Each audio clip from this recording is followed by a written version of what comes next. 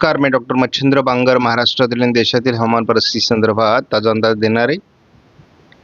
वातावरणीय बदल उपग्रही छायाचित्रामध्ये दिसत आहेत. उत्तर भारतामध्ये एक WD सक्रिय आहे आणि त्या ठिकाणाहून अशी एक ट्रफ तयार झालेली आहे.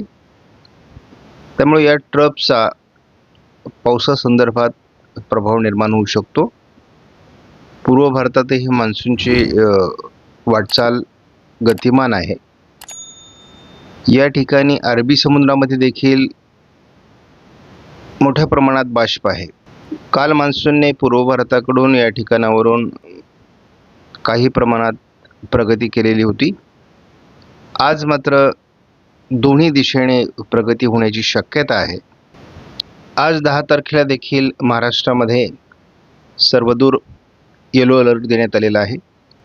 पूर्व भारतामध्ये पावसाळी प्रभाव वाढतोय, म्हणजे मान्सूनला पुढे बिहारकडे, पश्चिम बंगालकडे सरकण्यासाठी अनुकूल वातावरण आहे. त्याचबरोबर मुंबईकडे मान्सून सरकेल असा देखील अंदाज आहे. 11 तारखेला उष्णतेची लाट, धुळीची वादळं अशी राजस्थानमध्ये परिस्थिती असून उत्तर भारतात WD सक्रिय होतोय. पूर्व भारताकडील पावसाचं प्रमाण वाढतंय. गुजरातमधील पावसाचा जो अलर्ट होता तो मात्र आज नाही. महाराष्ट्रातील येलो अलर्ट काल या ठिकाणी देण्यात आलेला नव्हता. पाऊस कमी होईल 11 तारखेला असं दाखवण्यात आलं होतं, परंतु आज येलो अलर्ट पुन्हा देण्यात आला आहे. उत्तर भारतात आलेल्या WDने उष्णतेची लाट संपवली आहे.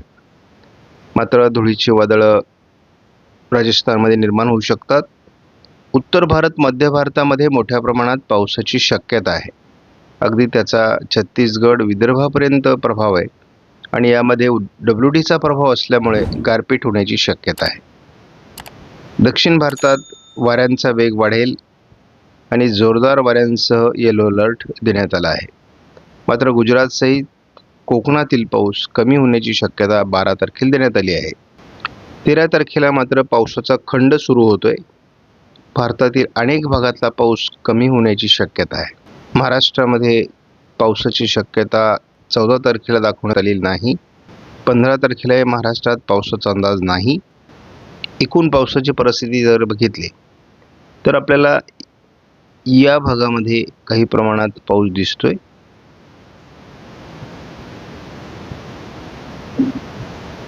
मात्र भारताच्या पश्चिमेला पावसाचं प्रमाण कमी झाले. मात्र या ठिकाणी पावसाचं प्रमाण WDमुळे वाढण्याची शक्यता आजपासून आहे. 16 तारखेपासून भारतातील पावसाची परिस्थिती सुधारेल असा अंदाज CFS मंडळाने दिलाय. यामध्ये आपल्याला 23 तारखेपासून तर 30 जूनपर्यंत महाराष्ट्रात तुफान पावसाची शक्यता दाखवण्यात आलेली आहे. आपण या अंदाजाची वाट बघू. आज 10 तारखेला आपण वाऱ्यांच्या स्थितीमध्ये फारशी सुधारणा आपण बघत नाही आहोत. वारे या पद्धतीने येऊन ते खाली येऊन या भागात जात आहेत. या पद्धतीने वाऱ्यांचा प्रवास आहे. तर काही वारे या पद्धतीने येऊन या भागात जात आहेत.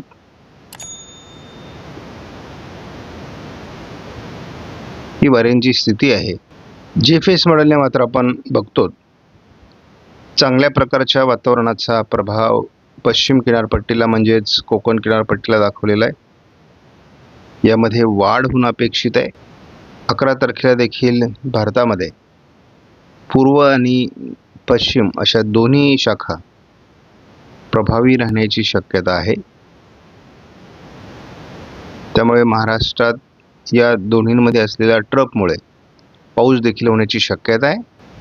उत्तर भारतात आलेला WD आणि एकूणच होत असलेली मान्सूनची प्रगती यामुळे भारताच्या हा भाग सोडता सर्वत्र पाऊस होण्याची शक्यता आहे. महाराष्ट्रात जोरदार पावसाची शक्यता GFSने व्यक्त केली आहे. 13 तारखेला देखील GFSने महाराष्ट्रभर मोठं पावसाळी वातावरण निर्माण होईल अशा प्रकारची संपूर्ण भारतातील अंदाज व्यक्त केला आहे. 14 तारखेला देखील महाराष्ट्रात जोरदार पाऊस असू शकतो. मान्सूनची प्रगती चांगल्या पद्धतीने होऊ शकते. हा GFSचा अंदाज आहे. GFSच्या अंदाजावर आपण फार निर्भर राहत नाहीत. GFSने सातत्याने पावसाचं वातावरण दाखवलं आहे. मुंबई आणि कोकण किनारपट्टीला जोरदार पाऊस दाखवलेला आहे.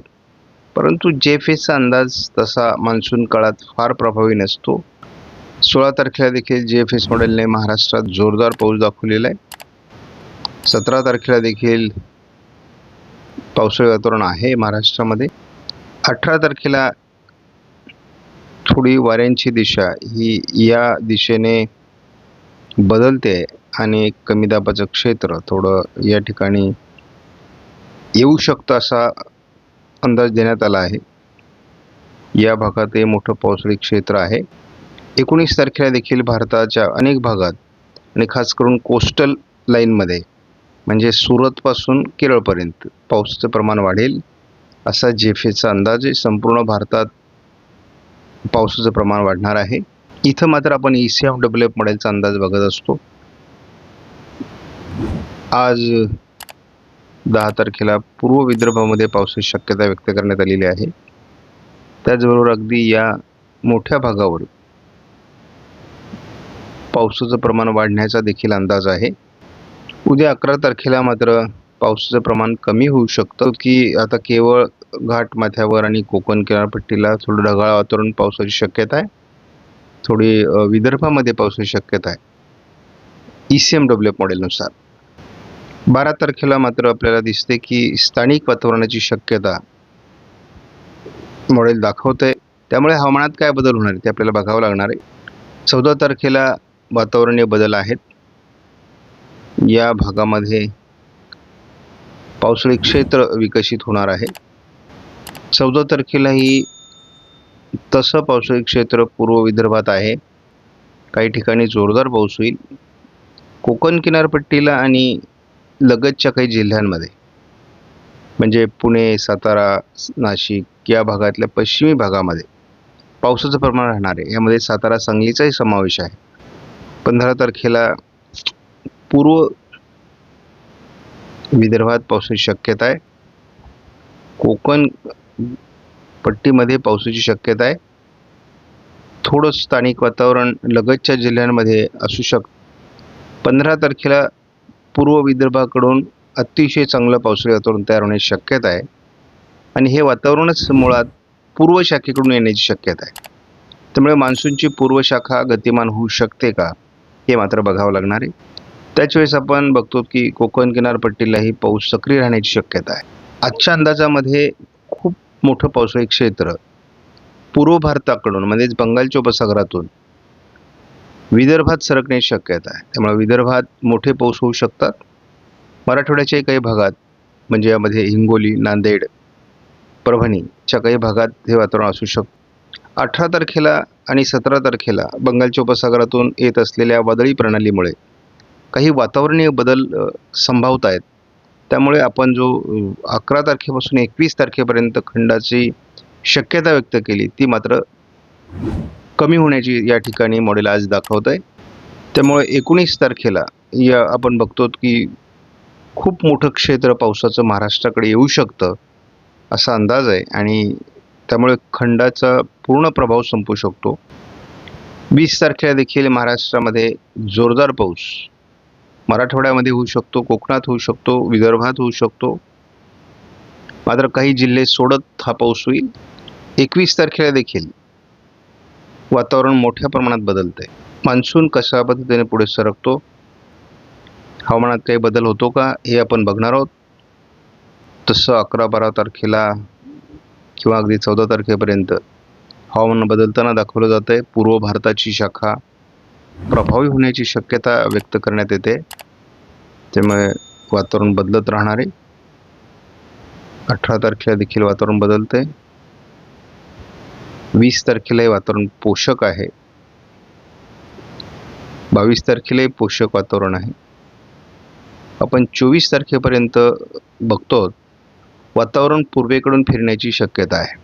कालपर्यंत पावसाचा खंड आणि या भागामध्ये कमी पावसाची शक्यता व्यक्त होत होती. मात्र ती शक्यता आता संपली असून कोकण आणि पूर्व विदर्भात मुसळधार पावसाची शक्यता व्यक्त होते. शिवाय या दक्षिणी पट्ट्यातही मोठ्या प्रमाणात पाऊस होऊ शकतो. आपण नेहमी सांगतो हवामान ही सातत्याने बदलणारी गोष्ट आहे.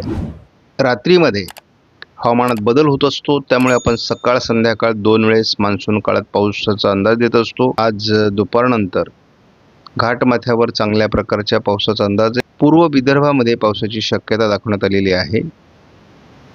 आपण बघू नेमकी हवामानात काय बदल आहे. पण याही ठिकाणी बघतो पावसाचं प्रमाण 11 तारखेला कमीच आहे, परंतु घाटमाथ्यावर काही ठिकाणी थोडं वातावरण असू शकतं. या मॉडेलने 12 तारखेला पावसाचं प्रमाण कमी दाखवलंय.